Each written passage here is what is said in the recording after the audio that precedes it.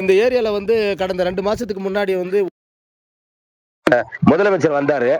நிறைய வீடுகளுக்கு வந்து பட்டா கொடுத்திருக்காங்க. இலவச பட்டா, வீட்டுமனை பட்டாங்கள் எல்லாம் கொடுத்திருக்காங்க.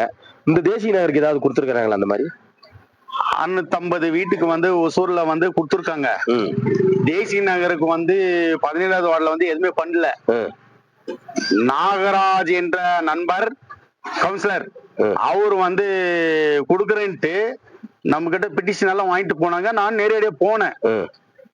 ஐயா அவர்கள் முதலமைச்சர் வந்து ஸ்டாலின் அவர்கள் வந்திருந்தாங்க ஒரு கம்பெனி ஒன்று ஓபன் பண்றதுக்கு. அப்போ அவர் நேரடியாக வந்து அந்த பெட்டிஷனால நான் தான் வச்சுட்டு இருந்தேன். வச்சுட்டு இருந்தோடனே நம்ம கோபால் வந்து அவரே இருந்தார் பக்கத்துல. இருந்த உடனே என்ன பண்ணாங்க, அவரு நம்ம கவுன்சிலர் நாகராஜ் வந்து நானே கொடுக்குறேன், நேரடியா வந்து கொடுக்குறேன்னாங்க.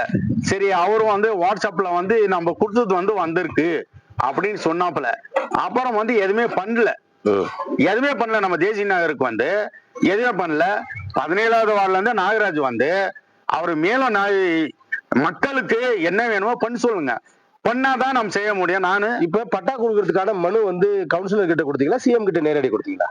நேரடியா வந்து அவரே கொடுத்தாரு. நானும் பக்கத்துல தான் நின்று இருந்தேன். இப்ப அந்த பட்டாக்கான நடவடிக்கைகளை எடுத்திருக்கிறாங்களான்னு கேட்டீங்களா? பட்டாக்காக நடவடிக்கை வந்து திரும்ப போலாமான்னு கேட்டேன். இல்ல, நான் கொடுத்துக்கிறேன், எனக்கு வாட்ஸ்அப்ல அனுப்பியிருக்காங்க. என்ன அனுப்பியிருக்கிறாங்களா வாட்ஸ்அப்? அது நம்ம ஏரியாக்கு ஆயிடும் அப்படின்னு சொன்னாப்ல. பட்டா கொடுத்துருவான்னு சொல்லியிருக்காப்ல. பட்டா கொடுத்துருவாங்க, நான் எல்லாம் ரெடியாடுன்னு. அதுக்கு நான் கேட்டேன், ஆனா ஏதாவது ஒரு விடிகாலம் பண்ணுங்க அப்படின்னு கேட்டேன். இப்ப இந்த ஏரியாக்கு போதுமான அடிப்படை வசதிகள் இல்லைன்னு இந்த மக்கள் வந்து குற்றச்சாட்டு வைக்கிறாங்க. இதை பத்தி நீங்க என்ன சொல்றீங்க? குற்றச்சாட்டு மக்களுக்கு வந்து இப்ப ஒரு கவுன்சிலர் வந்து மக்களுக்கு வந்து சேவை செய்யறது தான் வேலை. நீங்க ஓட்டு வாங்குறீங்க, ஓட்டு வாங்கிட்டு திருப்பம் ஒரு நாள் வரீங்க, 10 நாள் 15 நாள் அடுத்தது வந்து எதுவுமே வந்து எட்டு பாக்குறது இல்ல. அப்புறம் திரும்ப நாங்க தேடி போனாலும் நான் இங்கிக்கிறேன்னு சொல்லுவாங்க. நான் எங்க போய் தேடுறது? நானும் 34 வருஷம். உங்களுக்கு என்னென்ன வாக்குறுதிகள் எல்லாம் கொடுத்திருந்தாங்க இந்த ஏரியா? வாக்குறுதி அவங்க 545 வார்த்தை கொடுத்தாங்க.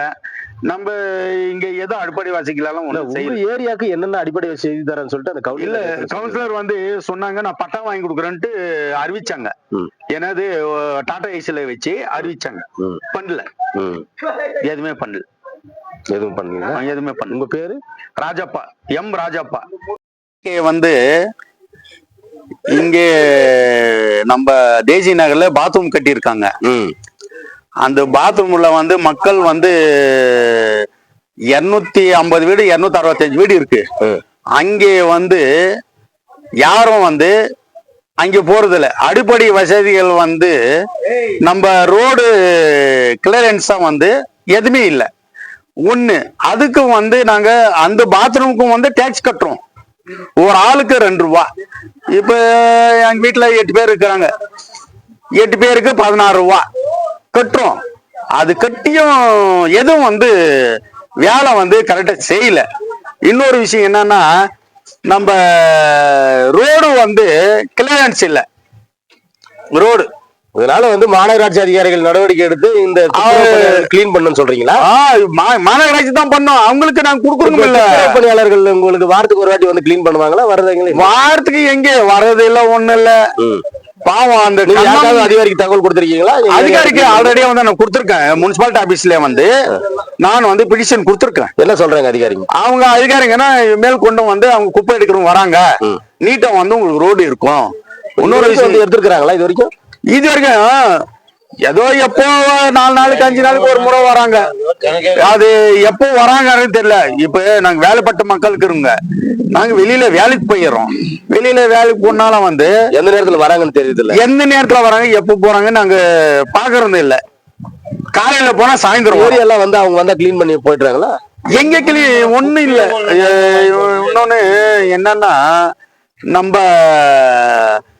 அது பார்க்க வேண்டிய இது வந்து நம்ம கவுன்சிலரு 17வது வார்டு கவுன்சிலர் தான் பார்க்கணும்.